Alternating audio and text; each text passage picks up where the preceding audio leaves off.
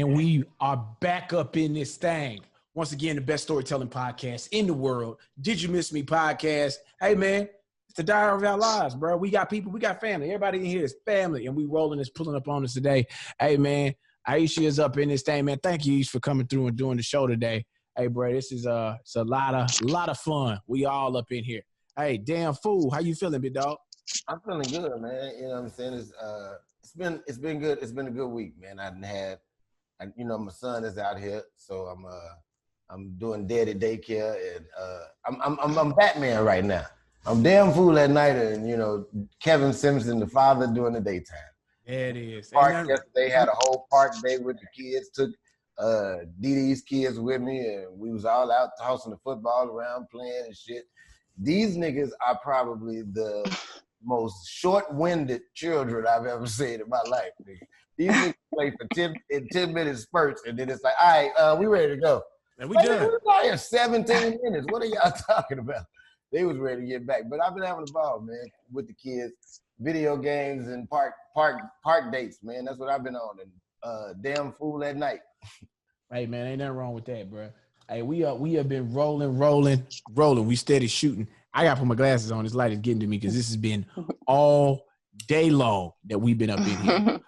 Again, if you want to get more exclusive content, make sure you check out patreon.com/Did You Miss Me podcast. New episodes every Tuesday, y'all. Every Tuesday we dropping something. And if you a Patreon subscriber, like a lot of y'all are, but some of y'all still ain't came over there yet, you get exclusive discounts on merchandise. You also get to see exclusive content. Billy and Coco on the rocks. I'm glad you asked. The after party show. Man, it's all type of stuff. Hey, take it to the board. Fool's new show is over there. Hey, man, you don't know what you're going to see when you come to Patreon to get more exclusive content. And we up in here. Now, Ish, you from Queens. Mm-hmm. What was that like? Take us down. Where we starting at? Where we going? Take us back. What was it like growing up in Queens, New York? So I want to say there's different types of experiences in Queens, but I'm from Jamaica, Queens, and that's its own unique experience. And I would like to think that I came up in a certain era. Yeah. I'm a woman of a certain age. I won't give it away. But I was raised at the time where like music was popping in New York. The culture was just there. So I didn't know anything different. Crack was also popping when I was a kid. So I just thought New York was going to stay this way forever. It was, I don't know. It was just like a special time. It's not like that anymore. So there's a lot of gentrification. Yeah, there's a lot of gentrification going on. Yeah. But my family's still there. So I'm grateful for that. Now, Fool, he grew up in Chicago. He from the Midwest. Oh, wow. That's awesome. And, man, you know what's dope about Fool is, like, when you hear his story about growing up in an orphanage and a child home and then moving, it's like it moves. And I know you how you grew up, Ish, a little bit, and, like take us back. Like, he never really gets anybody else that can understand that has had that. So y'all got that linkage right there. Wait, are we getting deep right now? We can take us back like that's life, dog. We I got some great group home stories. How was it growing up for you in a group home? Because nobody believed that if you told them you came up. That's pretty crazy. I'm glad to see where you are today. That's really awesome. I was raised in a foster home, so I did not experience a group home, but I did experience lots of social workers up in my business, visiting my mom while she was in prison. Just witnessing a lot of crazy stuff like court custody battles. What is it called? The Child Protective Services. It was a crazy upbringing. I thought it was normal. Hey, CPS. It wasn't until I moved to this nice white neighborhood in Georgia that I realized, wow, my daughter has it really good. She knows who her mom is. That's awesome. Just simple things like that. Right. Simple shit that normal people just look over. It's like, right. You know exactly who your mom is. I have no idea. I have no who she is as a person. I've been at the grocery store and lied behind her and probably don't know it. Oh. Yeah. Fuck out of here. Like, I definitely understand what that is like. You know what I'm saying? Yeah.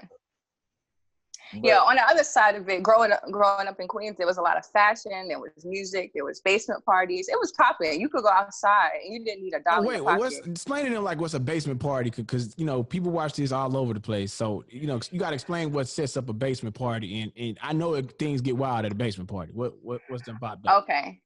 I guess like the number one factor in a basement party, I'm taking it back to like my teen years. Um, the number one ingredient in that is probably somebody sneaking having a party because it's more fun when they're not supposed to be doing it. I mean, it's cool if the parents are down too, but Right. you have that. You have no sheetrock on the walls. It is dark down there. But there's a DJ, you know what I'm saying, who got all the popping records. He probably got all the Clues mixtapes, all the reggae mixtapes off of the Coliseum block, Jamaica Avenue. Everybody is in their Air Force Ones or Jordans, your best, mall outfit. And it's just a good time. There's no alcohol, but there's a lot of salacious behavior. You know what I'm saying? So it's like a Sean Paul video, but with black kids. That's what's happening. We think we're Jamaican. We're not Jamaican. Yeah. Everybody think they're Jamaican in New York. Everybody. We do. So you were bartending in New York too? Yes, I was bartending since I was 19 years old. I don't know if I was supposed to be, but at that age, I was working at Nordstrom, and my oldest sister at the time, she was 30 years old, which I thought was so old, right? Yeah. She was 30. She called me. It was a couple of days after her birthday. She called me when I was at work. She was like, Aiesha, quit your job and go get a bartender license. I just acquired a bar. I'm like, all right, bet. I'm quitting my job. I didn't want to be here anyway. I went out. Yeah, I went to bartending school. Yeah, I went to bartending school for 4 days, got my certificate, and probably 2 weeks later, she opened up. So it was like a whirlwind. She had acquired this bar because she was doing hair at the time. She was a beautician, and her shop was really popular, by the way. I felt like a lot of people, like notable people, used to go there. One was LL Cool J. He used to come and get his hair cut, like normal there. And one of her clients actually passed away. So rest in peace to that lady. And her daughter came to my sister and was like, listen, you're very business minded. My mom had this property, and we want to see how you, utilize it. So they let her rent the bar for a couple of years. And she became I guess she transitioned into the owner of the bar because they ended up just giving it to her at a crazy price because they didn't want it anymore. I guess it brought a lot of, bills and responsibilities to these people. So that's how I started bartending at 19 years old. And I actually, up until this year, I was still bartending. I was working at Aces of Atlanta, which is a strip club out here before the coronavirus. I was working there part-time. So that's something you never really stop doing if, you want to make that money, it's easy. Right. I mean, and then you make friends in the industry and people hear about you. So it's like, oh, I used to still work and come through on Super Bowl weekend. I'll come through whatever. It's fun. It's something I still love to do. Yeah. So once you get certified, you in there. You in there. It's like being a con artist or a hustler. You can hustle anyway. Man, right. I want to hear what happened this crazy time you had. You said it had some shit went down at the bar. You was about to tell us about. Oh yeah. So this was one of my first experiences where I'm just like, outside can get you in trouble. Mind you, before I worked at this place, I was just go to work, come home, go to my friend's house, type of kid, I guess. But when I started working at the bar, it was called Deja Vu. And me, my sister, and a couple of friends, we used to call ourselves the Deja Vu Girls. Okay, so what side of town is this on? Where in New York? This is on Linden Boulevard and 189th. So Wait, this is what prime. What do Deja Vu Girls do? Do y'all dance? Are y'all a dance group? They was just popping. We were Coyote Ugly if it was 702 and Nicki Minaj. We was the black version. We used to get up on the bar, dance, just have a good, it was our stuff. This is our territory. So we could do whatever we want in this bar. And I think the Yang Yang Twins was popping back then, music like that. So you could we was bugging out, but for entertainment for the people. And all my friends worked in this bar. So I guess that was my sister's strategy to kind of get the word out that there's this popping bar and, these crazy girls who are kind of promoting it or whatever. So we were the Deja Vu Girls. That's just how, things unfolded. But Anyway, long story short, everybody takes public transportation in New York. So Yeah. don't make fun of me. I didn't have a car. No, I don't even think New Yorkers have cars. I presume most people is on the train. Like, I don't really. Yeah, the like train. the few people that I've met that had cars, it was like, you pay $700 a month for this, nigga. Take the train. I almost look at you like you stupid for having a car. But now you gotta because park there's this nowhere to park. No, it seems like another life. So anyway, I was walking to catch a dollar cab to take me down Linden Boulevard to Hold work. on. You got to tell them what a dollar cab is. Now, I'm going to just give you this. If you don't know what a dollar cab or a dollar van is, that is an unsanctioned car that is just picking niggas up going down certain streets for a long way. This is way before Uber. This way before Uber. It's a whole underground, and it's a nigga, which way you go? You go this way, you go that way. Where you go? And you're like, I'm going that way. Yeah, all right, come on, hop on. I'm like, nigga, you don't want to. And them niggas drive 100 miles an hour. They run stoplights because they trying to get you there as quickly as possible. Keep going. They really are. And they're almost 100% a Jamaican man. So I'm waiting for this guy to come so he can just take me down 20 blocks or whatever have you. And I'm dressed in my all black, my little bartender get up. I'm smelling good because my dad just bought me perfume. I forget what the occasion was. And my hair was slicked back. So I really felt like a poppin' ballerina or something. I don't know. I just felt really cute. And it was a nice day. And all of a sudden, a car pulls up. And I'm like, who is this? And it's a dude in it about my age. So I look and I'm like, oh, that's Carlos. It's a kid that I used to take the bus with to school. And we used to take public transportation. So everybody in the neighboring high schools pretty much knew each other. So I'm like, hold on, I'm not going to get in the car with him. I'm already thinking before he pull up because I know he's going to ask me if I want to ride, which he did. And he's kind of like taken aback. He's like, wow, you look nice. And I'm like, thank you. I'm going to work. So I invite him down to Deja Vu. Long story short, we exchanged numbers, which I thought was kind of weird because in a school setting, he wouldn't normally talk to me like that. But I guess because I was going to the bar, I had my Deja Vu girl shirt on. He was kind of like, all right, let me see what that's about. And he also mentioned that he was having an all-white party in a couple of weeks. So that's something to remember, right? Right. So I'm like, okay, well, just remind me about it, right? So I pull out my sidekick and we exchange information. Sidekick, classic. This is 06. Keep going. 07. Probably AIM. You had an AIM account? This is Circle 02. Yes, I had an AIM account. Yeah, this is 07. Yes. So I head to work. He never comes to the bar, right? So time moves on. We start to get regular customers. The business is booming. On Thursdays, we have a jazz night.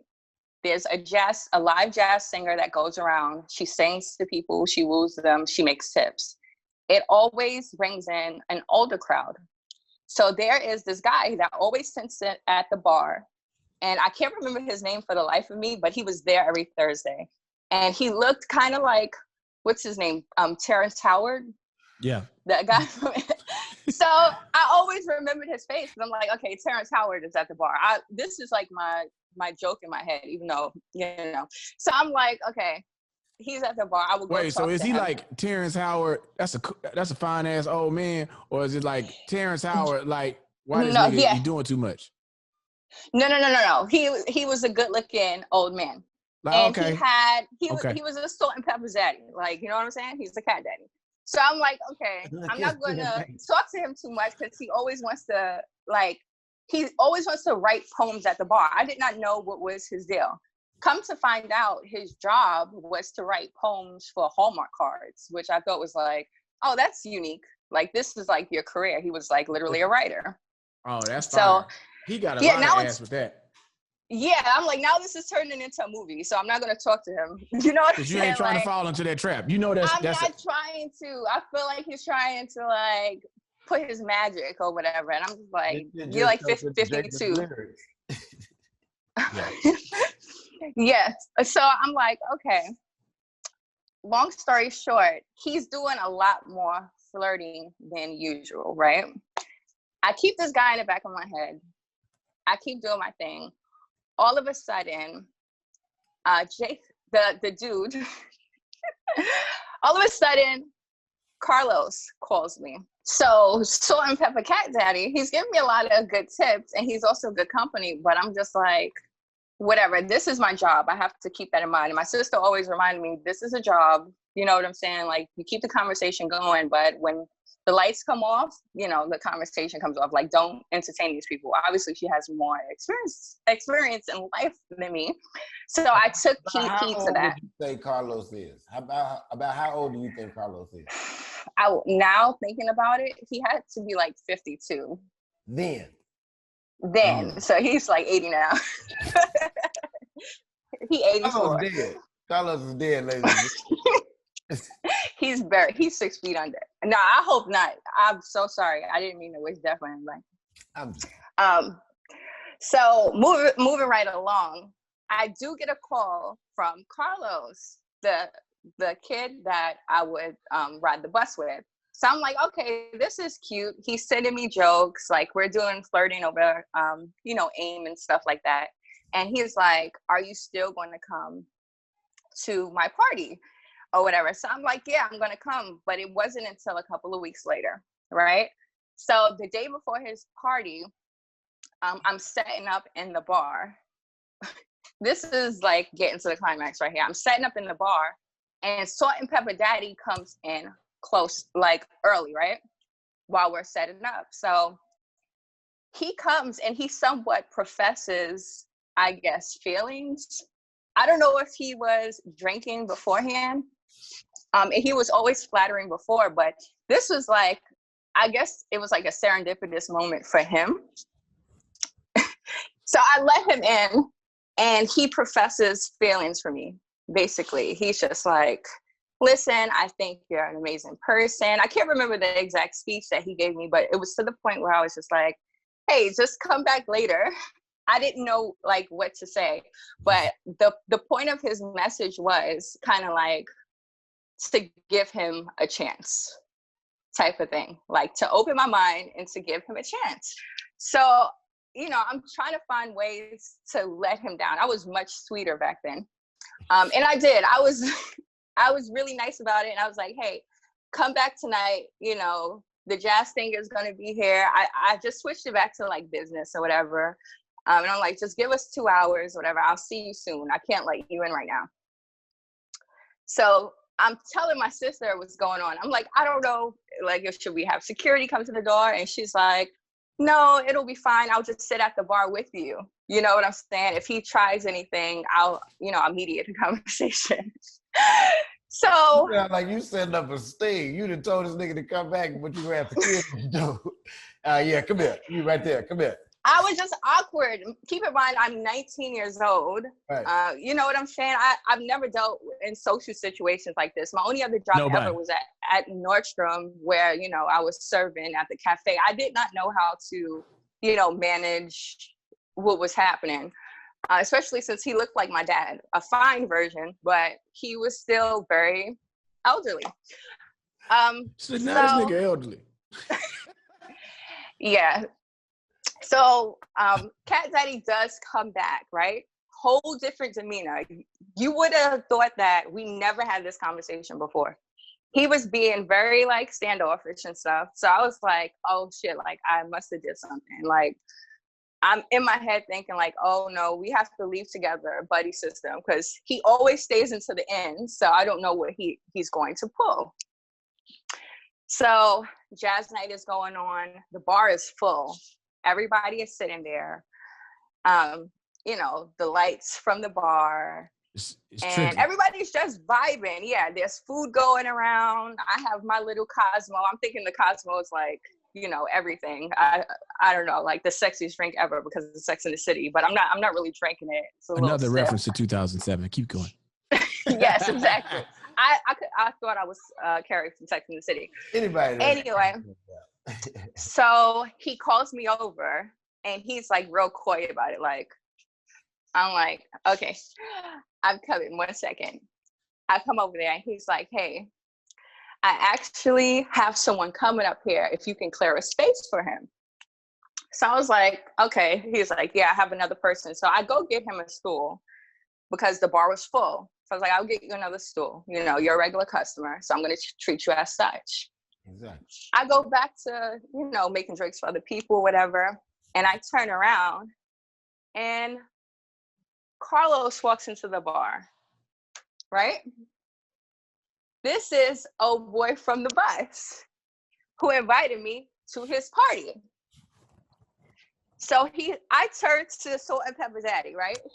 So I was like, oh, you guys know each other. He goes, this is my son.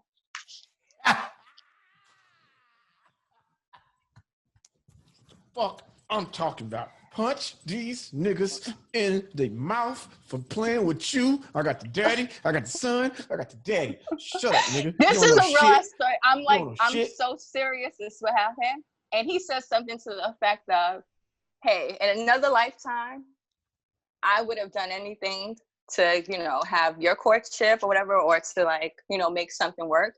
But if I can't, I want to introduce you to my son. Wow. Now, wait a minute. Let me tell you what. Let me say something real quick. Back up in this thing. Did You Miss Me podcast? Best storytelling podcast in the world. As you just saw, make sure you check us out on patreon.com/Did You Miss Me podcast and visit our Did You Miss Me store at didyouMissMePodcast.com.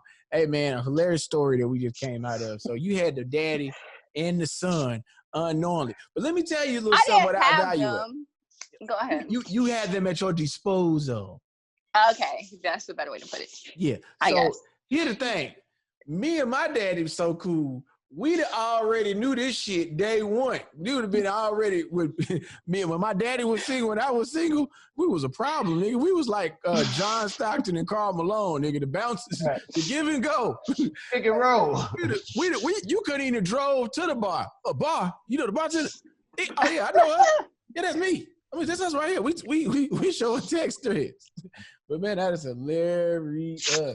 Now, look, what hey, you got for us, man? Check this out. Now, I've had my run-ins with the mother-daughter situation. Mm-hmm. I've had my situation where I've dated a girl and I later, you know, ran into her mother upon, you know, and you know, years later, and things went one way or another. But I've already told that story. I've also had, you know, I've also had a run-in where a mother brought me home but left me there for her daughter. You know what I'm saying? Ooh. Okay. No, actually, it was the opposite. It was actually the other way around. I came home with the daughter, but she left me there for her mother, who I was not very fond of. But you know, it was what it was. But this situation that I have for you today, it comes from the book of Revelations. Because you see, there was a time where I was dating a young lady. Her name was Sharon, right? Mm-hmm. Which I thought was an old last name at the time. I always had a problem with it. Like, you know what I'm saying? Like, I just never, my mama always told me, don't fuck with people who name like start with the same letters. So her name was Sharon Sanders. And like, my mama fucking hated that shit. She was like, yeah, you can't trust it. Something wrong with it. Anybody named like that, something wrong with them. That's so random. So anyway, Sharon was beautiful. You know what I'm saying? Like, I fucking love this girl. She was gorgeous. You know what I'm saying? Now, this is high school. So I'm probably like 16 at the time. You know what I'm saying? And like, I am really head over heels for this young lady. So she's a little more advanced than I am, you know what I'm saying, at the time. Like, she, you know, I'm just starting to get around and fucking, now, I had a daughter at the time, but I've only had sex with one other woman, and it's been like once or twice. And like, I had a real weird situation. It was like, I got a girl pregnant first time I had sex, first time I had sex ever, and first time I had sex with her. So it was a weird situation. So when I'm fucking around with Sharon, you know what I'm saying, at the time, she's very like, you know, she's very more advanced than I am. So she comes to pick me up in her father's car because she got her driver's license. So her father lets her use his car. So we go to the movies or whatnot. She come pick me up. We got a Cadillac. You know what I'm saying? Now, the first 2 or 3 times we go to the movies, it's cool. You know what I'm saying? It's just a little movie thing. By the 3rd time we go to this goddamn movie theater, Sharon is on some bullshit. Sharon wants to get out. You know what I'm saying? So she crawls in the back seat. I'm like, what the fuck? So she get in the back seat and she like, come back here. And I'm like, okay. So I get in the back seat. She pulls down her pants and like shows me what's going down there and was like, you ever been downtown? How did it look? It looked like the only it looked like the only 2 or 3 that I had seen this time. Oh, okay. You know what I'm saying? Like I'm close, you know what I'm saying? Cause like I started late. Now I caught up with every nigga that started before me after I started, but I started late as fuck. So you were late for my friends because like 15, 16 was late for us because niggas was fucking in 8th grade when I was growing up. And I thought it was weird. I was like, y'all niggas is way in there. Like I knew a bitch in 6th grade. They in jail now. Going in. But anyway, so at the time we in the back seat, she pulls it down and there it is in front of me. And like she's asked me, have I ever been downtown? I'm like, nigga, bitch, I go downtown all the time. I like to see us Tower. It's other shit down there I like to go see. You know what I'm saying? Like, I love Navy Pier. You know what I'm saying? She like, no, nigga, I don't mean downtown Chicago. I mean downtown. So I'm like, yeah, you know, like once or twice. You know what I'm saying? So next thing I know, I'm in the full on in the backseat of this car. I'm face down in Sharon's vagina. So this happens once or twice. Next thing I know, she invites me to the house. So I get to the house. I'm there with 2 other friends. My buddy Keith is with me, and my buddy Seneca, rest in peace. He's passed away now, but he was with me too. So we over there, because Seneca messed with her best friend. I messed with her other friends. And Keith messed with her other friend. So we all over there chilling. Now, we in the living room. You know what I'm saying? Which I don't know why we in the living room because it's her house. Everybody else is in one of the rooms, which is weird. So we in the living room fucking around. So when it gets down to it, I'm in the living room and I am face down in this young lady when her father comes walking through the goddamn door. So I jump up, run out the goddamn door, and take off down the street. Now, I have on boxer shorts, no shirt, and no shoes. You know what I'm saying? I done left everything and took off out this house. This man comes running out the goddamn house with a machete. He has a goddamn, like, it looks like a sword, nigga, but it's like, it's kind of like a meat cleaver. You know what I'm saying? Like for cutting big ass, dumb ass meat. Hell no. That nigga getting chased by Bill the Butcher. Bruh, hey Bill, you been to Chicago plenty of times. You remember, you know how the Harold's chicken sign look like that nigga chasing the chicken like this. That ain't the most nigga shit. That I was the chicken, my nigga. I'm running, right? I'm trying to get the fuck out of there. So I take off running. I get out of there. I run and get on the bus. You know what I'm saying? I literally jump on public transportation. I tell the bus driver, listen, man, I ain't got no money. You see, I ain't even got no clothes on. I tell him that some niggas just jumped on me and like it's a gang of niggas chasing me and I just need to get 6 blocks up so I can go to the crib. You know what I'm saying? So I take the bus up the street. I get to my street. I get off. I run to the crib. I change clothes. Everything goes whatever. I never see this guy again. I seen the girl again, but I wound up transferring schools and some whole other shit because, you know, I was in the system and all that shit, so I wasn't there no more. So I done moved on to a whole nother life. I ain't seen this bitch in years. She done got married and moved on. So I'm with my cousin Mark. You know Mark. So Mark tells me, hey, man, come to church with me, bro. I was like, okay, cool. I ain't got no problem with that. So you know, and like it's Mark because like you know me, I don't really fuck around with going to church, but at the same time, it's Mark. I'm like, fuck it. This nigga don't never ask shit of me, but he do a lot of shit for me, so I'ma fuck with him. So I go with Mark to the goddamn to goddamn court. This is my cousin. So I get there, we sitting there, and we at the church, and I'm sitting in the back, and I'm looking, and then everybody started going around talking, and Mark like, man, I want you to meet the pastor after church. Like he a real cool dude, you know what I'm saying? Like all this shit. So I'm sitting there watching the show, you know what I'm saying? Like, and I'm chilling, and like I'm looking at the dude, and I'm like, man, I know this pastor from somewhere. And I was like, well, whatever. So I keep sitting there chilling. At the end of the service, I watched all the antics and the whole thing happen. We get in there, he say, I want you. Now, I'm not gonna lie, I really enjoyed the guy when he got up there and spoke. You know what I'm saying? So I was kind of excited to meet him. So when we get up there to meet the guy, we start talking. And he says his name, and his name is Michael Sanders. Now, I know goddamn well at this point that this is Sharon's father. And I'm trying my best. He don't remember you. To put my head down because the church that we in, I know this is his church because it used to be the movie theater that we all used to go to in the neighborhood. And I know her daddy bought this movie theater and turned it into his church. So now it's all coming together. And I'm like, oh, shit.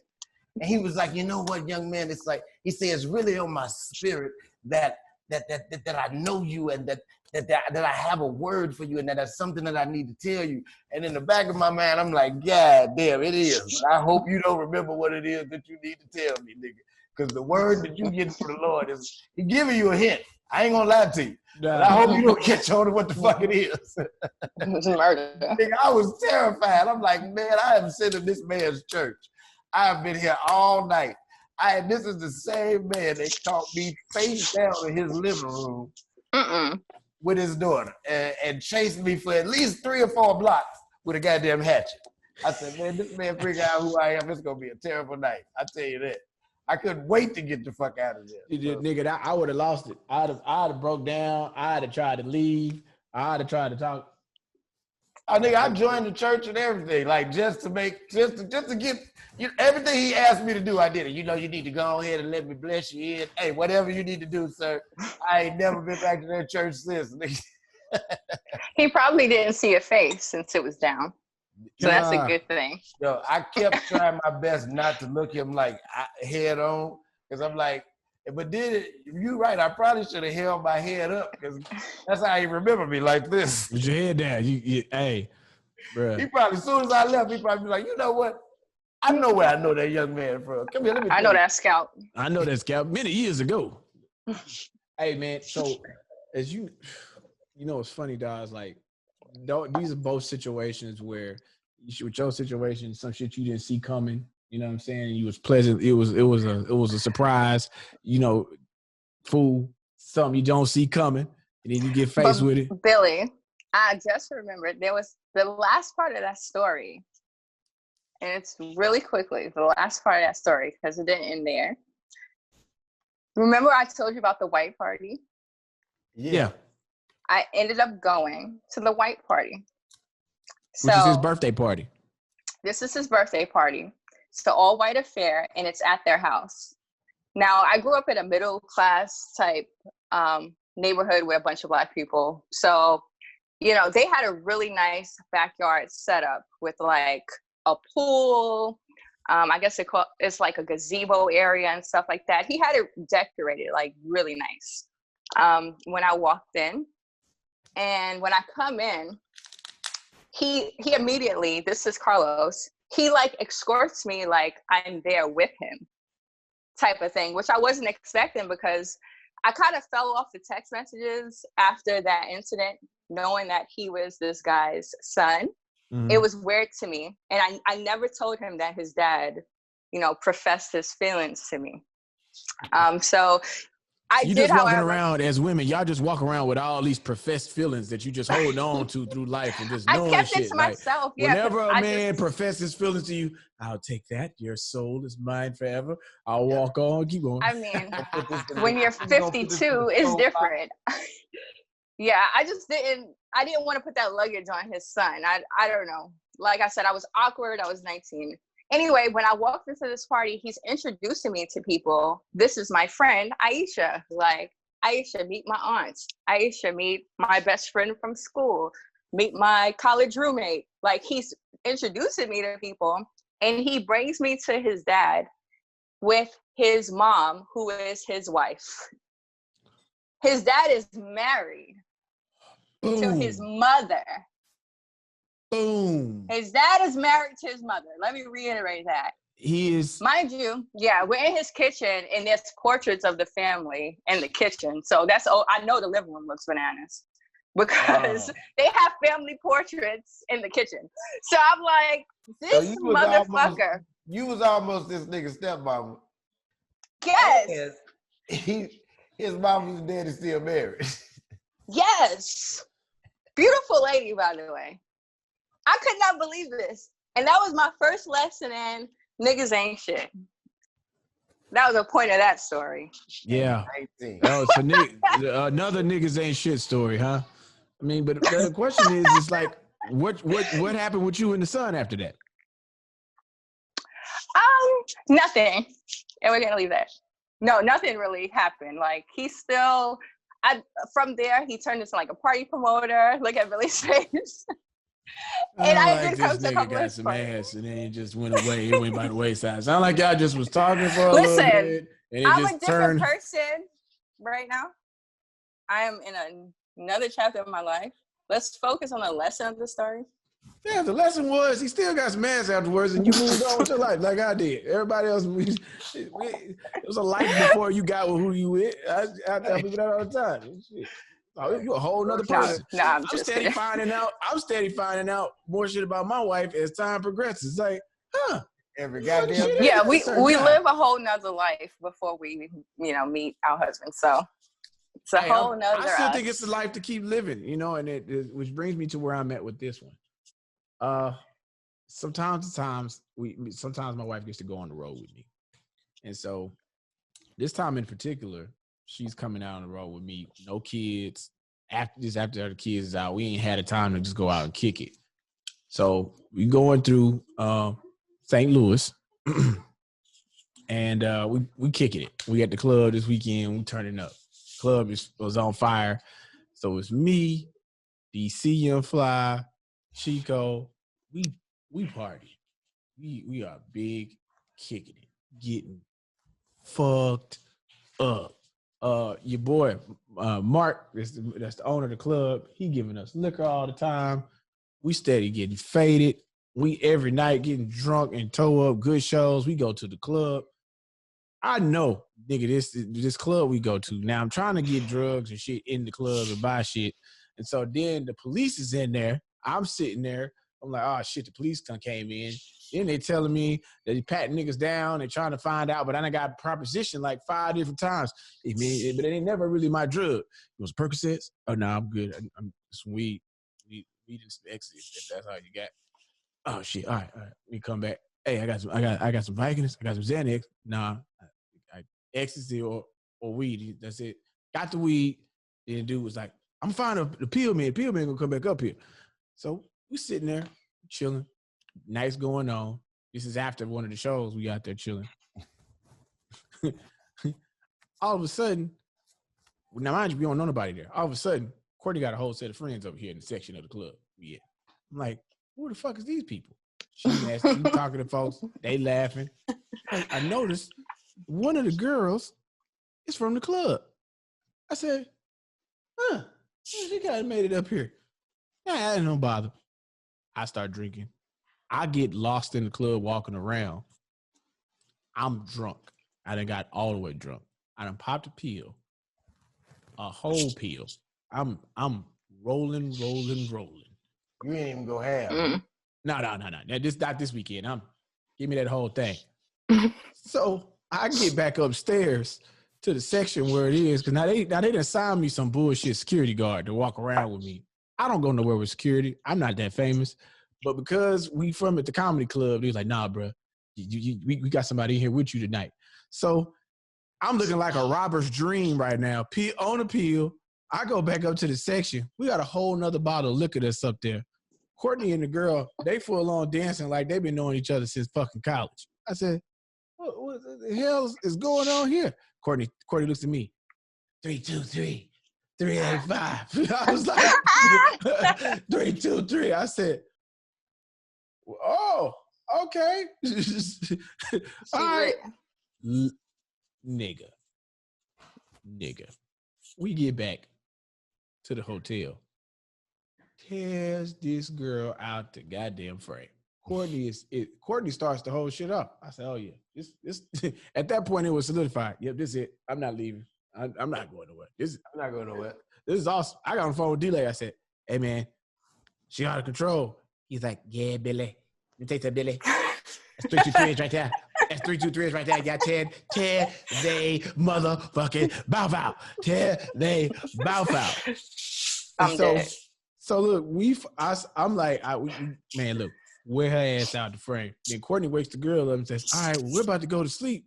And she's like, okay, bye. And the girl gets up and leaves.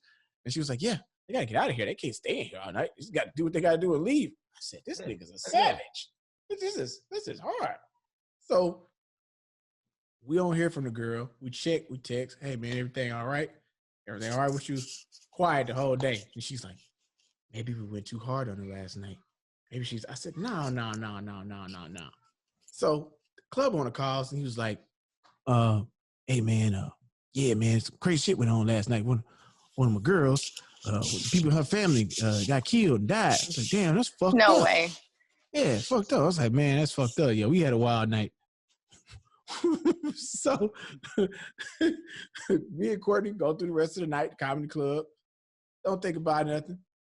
Now, in mine, I don't see the girl that we was with the night before. She ain't there. We do the show. We get back to the room. Phone call. It's the girl from the night before. Now, me and Courtney took another pill. We lit again. We see the girl name pop up on the ID. I answer, put it on speaker. I'm like, hey, man, what's up with you? Courtney's like, yeah, where you been? What's going on? And the girl says, yeah, some crazy shit happened last night in my family, too. My family members got killed. I was like, damn, that's fucked up. I glance over to Courtney, and I'm looking, as I look at her, she says, so I guess you ain't gonna be able to come out tonight. And I was like, this nigga a savage. And I looked her dead in the eyes, and I said, did you miss me? God damn. Took their ass around the world and dropped their ass off. Another great podcast today. Thank you, Aiesha, for coming on. This is this is awesome. Thank you. Great job with the story, man. We definitely had you come back. Appreciate it. Where can they see your stuff that you got going on there? What you got? Tell them about your YouTube channel. Yeah, definitely look me up on YouTube. I'm doing a bunch of lifestyle, like vlog type of stuff. I'm on Instagram, and if you guys read Bossip.com, I'm a contributor at Bossip. So I'm working there 6 days a week. A lot of those crazy headlines I'm responsible for, if you're familiar. So I hope to be back. Well, you will be definitely back. We got some stuff on Patreon. We're going to get you to come over and do, man, with us, man. We just enjoyed you so much. I do want to say I love the Courtney and Billy on the Rocks, if that's what it's called. Oh, you like the Courtney and Billy on the Rocks? Yeah, I'm going to go on my piggy bank and subscribe to Patreon. Are there longer videos of that? That's my favorite thing so far. Listen, I'm going to send them to you so you can check that shit out. We got some I need to. It's awesome. I love that. Yeah, you got to see the one we just put up there. So I'm going to send it to you when we get off. Look, man, That's dope content that's coming your way. Patreon.com/Did You Miss Me Podcast. I'm your boy, Billy Sorrells. Make sure you listen to me on the Morning Hustle from 6 to 10 a.m. Monday through Fridays. You know, wherever you get Radio 1 Morning Hustle at. And then my damn food partner. What's up? Man, you know me. Always, you can find me. Damn Fool is funny on everything. Damn Fool is funny. Instagram, Snapchat, email. Shit, it's my address now. It's outside of the Damn Fool is funny. It just is what it is. It's the truth. Hey, Man, we had fun. We'll see you next time.